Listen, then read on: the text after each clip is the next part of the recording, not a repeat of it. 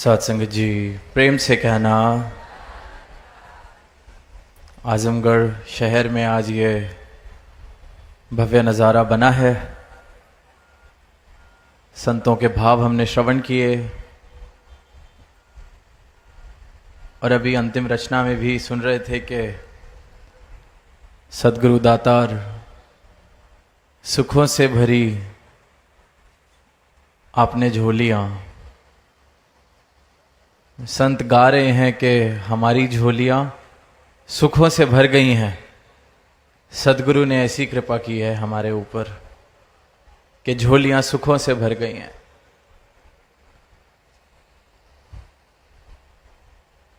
अब समझने वाली बात ये बन जाती है कि ऐसे कौन से सुख प्राप्त हुए हैं, कौन सा सुख यहाँ प्राप्त हुआ है सद्गुरु के चरणों में आकर। वो सुख जिसको संसार सुख समझता है,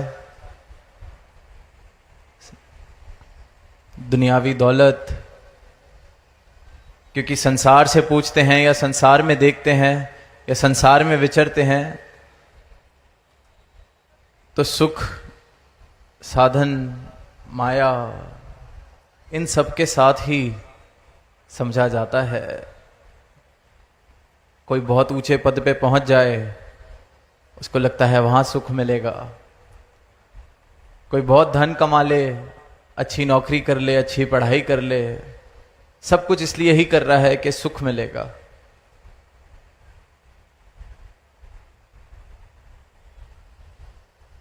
सुख के लिए सारा संसार दौड़ रहा है,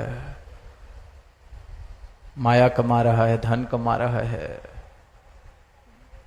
संघर्ष कर रहा है, ऊंचे रुतबों पर पहुंचने का प्रयास कर रहा है, पहुंच भी रहा है। पर अगर इन्हीं सब सुखों की बात हो रही है तो ये वाले संसारिक सुख, मायावी सुख तो सारी ही दुनिया के पास है। जो जो प्रयास कर रहा है पा ही लेता है किसी न किसी मात्रा में। और जब संत ये गीत गा रहे हैं कि सद्गुरु ने भरी झोलियां, सुखों से भरी झोलियां, तो जो ये संसार की उपलब्धियां हैं, संसार जिसके पीछे दुनिया दौड़ रही है, अगर इसी सुख की बात संत भी कर रहे हैं तो दुनिया में ऐसे अनेकों लोग हैं जो इस परमात्मा में विश्वास भी नहीं करते, परमात्मा को मानते भी नहीं, पर ये संसारिक सुख जिनको संसारिक नजर से देखा जाता है वो तो इतनी बहुमूल्य मात्रा में उनके पास हैं। जो सद्गुरु की शरण में नहीं भी आए, संसारिक सुख की तुलना करें तो शायद न जाने ऐसे कितने लाखों करोड़ों लोग होंगे जिनके पास ये मायावी धन दौलत बहुत बहुत बड़ी मात्रा में है। सद्गुरु की शरण में ना आना एक बात, जो परमात्मा में नहीं भी मानते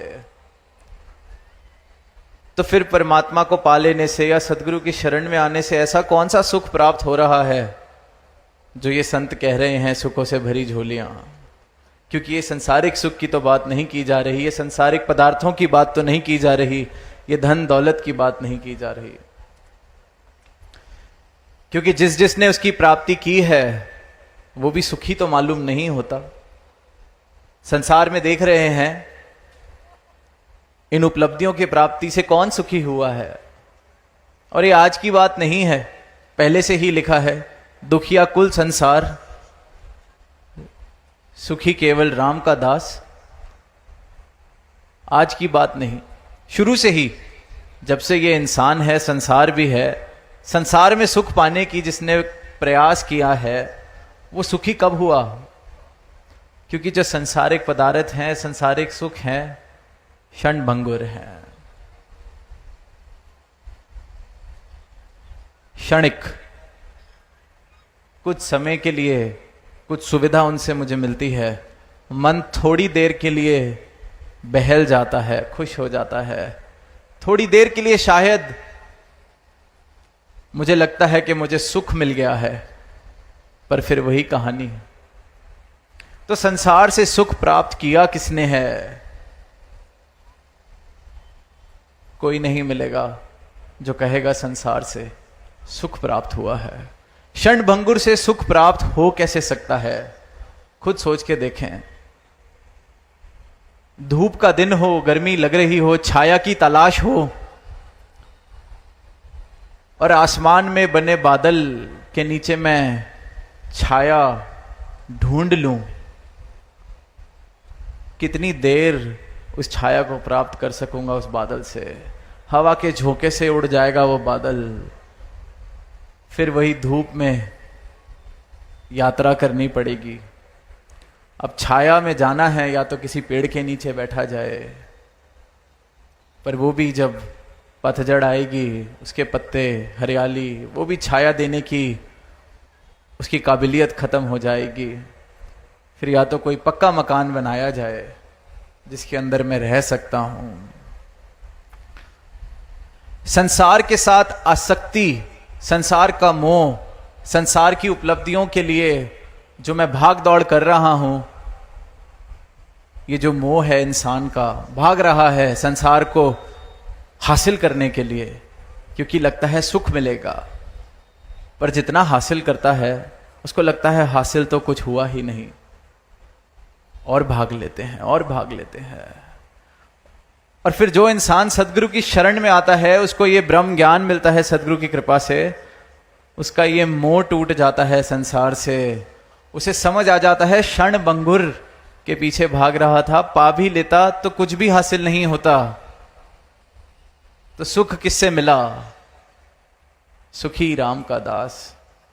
ये राम के दर्शन हुए, परमात्मा के दर्शन हुए।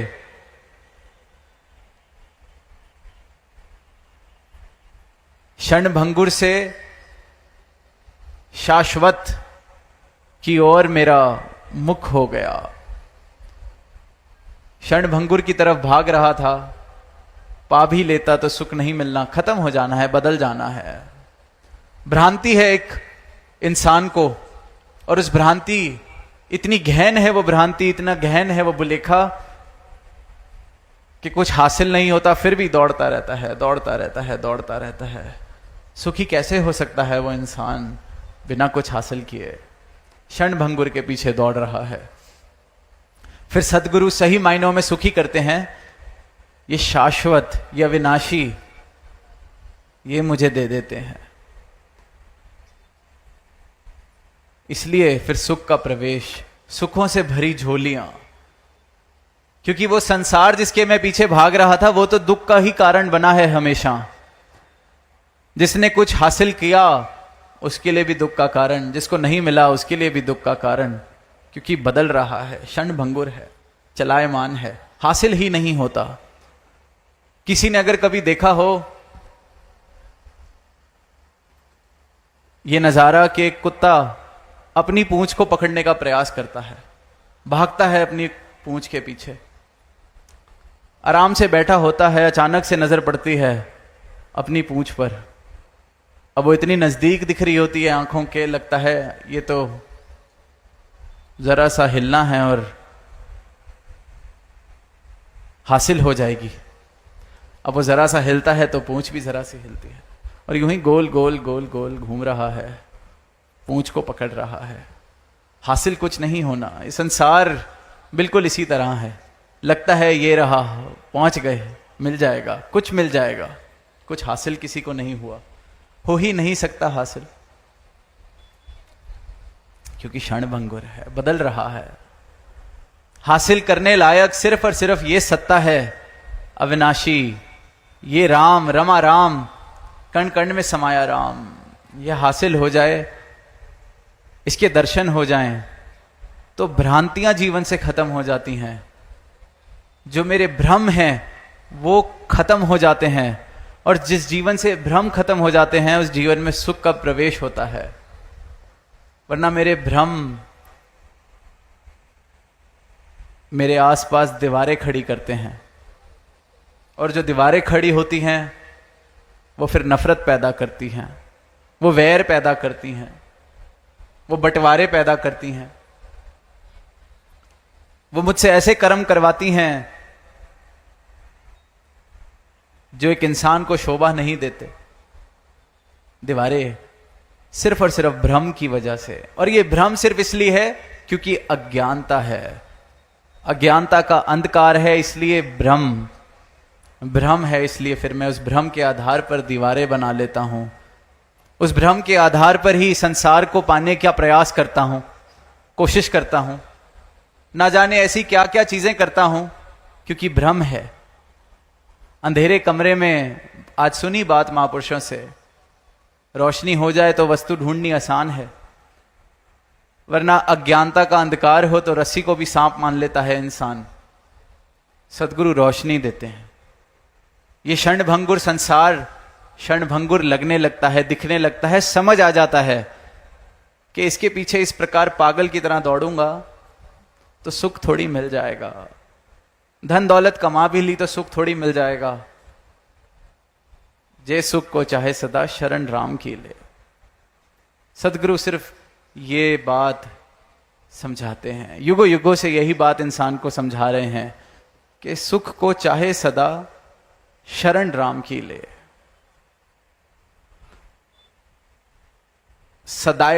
सदा का सुख चाहिए, हमेशा रहने वाला सुख चाहिए, तो सिर्फ और सिर्फ वही वस्तु हमेशा रहने वाला सुख दे सकती है जो खुद हमेशा रहे। जो आज है कल नहीं, उससे मुझे हमेशा का सुख कैसे मिलेगा? जिसकी कीमत तो आज है, कल उसकी कोई कीमत नहीं, उससे सुख मुझे कैसे मिलेगा? जे सुख को चाहे सदा शरण राम की ले। सदा का सुख चाहिए तो ये सदा से रहने वाला और सदा रहने वाला परमात्मा, इसके साथ मिलन करना होगा, इसकी जानकारी हासिल करनी होगी, इसकी शरण प्राप्त करनी होगी। इस परमात्मा के दर्शन जब हो जाते हैं तो मुझे समझ आ जाता है कि तीन काल है सत्य तू, मिथ्या है संसार। कि ये सत्य मुझे हासिल हो गया है, ये शाश्वत अविनाशी सत्ता मुझे हासिल हो गई है, इसके मुझे दर्शन हो गए हैं। सदगुरु ने इस परमात्मा को मेरी झोली में डाल दिया है। संसार मिथ्या है, मैं समझ गया। मिथ्या के पीछे अब नहीं भागेंगे तो सुख जीवन में आना प्रवेश करता है। इसलिए संत कह रहे हैं, सदगुरु ने सुखों से झोलियां भर दी, क्योंकि जो संसार की तरफ मेरी आसक्ति थी, मोह था, वो मेरे जीवन से अब खत्म हो गया है। संसार का भी आनंद ले रहे हैं, पर अनासक्त आसक्ति के भाव से। इतनी जोर से नहीं पकड़ा हुआ संसार को कि कभी हाथ से वो जो आज मुट्ठी में है कल निकल जाए तो दर्द हो। आराम से पकड़ा है, समझ आ गया है कि चलाईमान है, क्षणभंगुर है। मेरा मन भी इसी तरह है, कुछ मिलता है तो कुछ थोड़ी देर के लिए ही बहल पाता है उससे। और संसार में हर चीज की कीमत बदल जाती है। आज कोई चीज बहुत मूल्यवान है, जब हासिल हो जाए तो उसकी कीमत खत्म। तो ये ऐसी चीजें जो समय समय पर हर थोड़ी देर में अपनी कीमत बदल लेती है, उससे सुख मिल कैसे सकता है? इसलिए बार बार कहा है कि जे सुख को चाहे सदा शरण राम की ले। और ये राम घट घट में समाया है, कण कण में समाया है। और इसी राम के दर्शन सदगुरु अपने ब्रह्म ज्ञान से कराते हैं। और जब इस राम के दर्शन हो जाते हैं तो भ्रम मिट जाते हैं, दीवारें गिर जाती हैं। अंधकार है, अज्ञानता है, इसलिए दीवारें हैं। दीवारें हैं अज्ञानता की वजह से।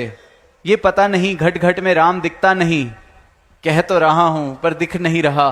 अगर दिख रहा होता तो फिर जात पात कैसे पूछते किसी की, ऊपर नीचे के भाव कैसे होते, ऊंच नीच के भाव कैसे होते, किसी को छोटा किसी को बड़ा कैसे देखते। घट घट में राम दिख जाए जिस नजर को, वो फिर ऐसी अज्ञानता वाली बातें नहीं करते, क्योंकि अज्ञानता का अंधेरा उस जीवन से मिट जाता है, परमात्मा के दर्शन हो जाते हैं।